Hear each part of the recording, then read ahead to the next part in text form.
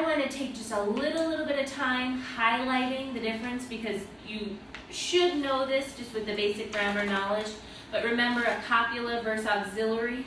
Copula is the main verb in the sentence. Brown only looked at to be, the to be copulas and auxiliaries. He didn't look at to do. So when you're identifying the Brown's 14 grammatical morphemes, you're only thinking about the to be's. Am, is, are, was, were. Okay? He didn't consider to do, to have. Reason being, they're not always obligatory in as many contexts. Okay? The auxiliary, remember, is a helping verb. So there's another main verb in the sentence. So you want to differentiate between a copula, which is the main verb, and an auxiliary, which is a helping verb. Now, one thing that students have questions with is contractible versus uncontractible. Is this cup right here movable? Is this cup movable? Does it have the ability to be moved? Yes. Is it moving?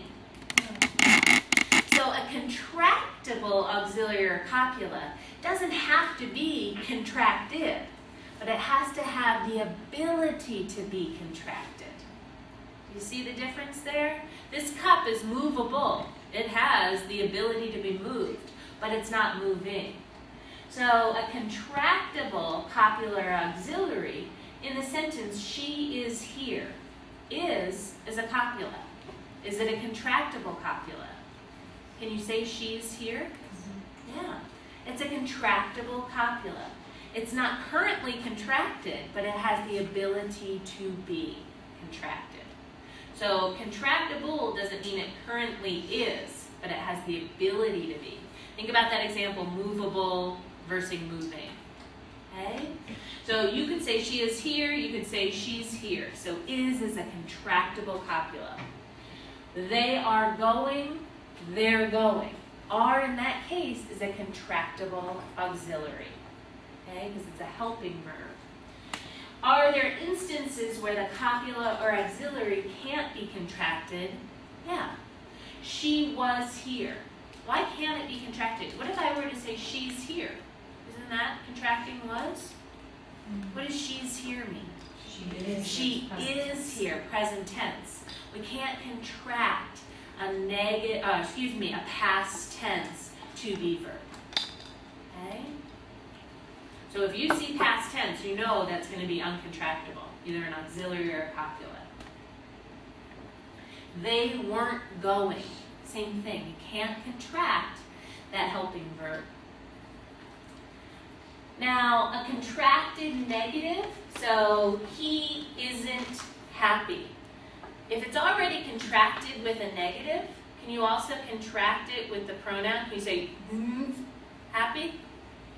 No. If it's already part of a contracted negative, it can't be contracted. Now, if it wasn't part of a contracted negative, if I said, he is not happy, could you contract the is there? Could you say, he's not happy?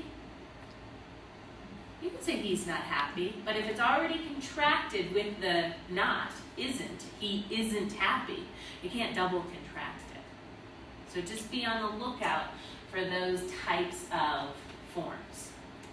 The other one I want to hit on again quickly, because hopefully this basic grammar knowledge that you have, is the third person singular present tense.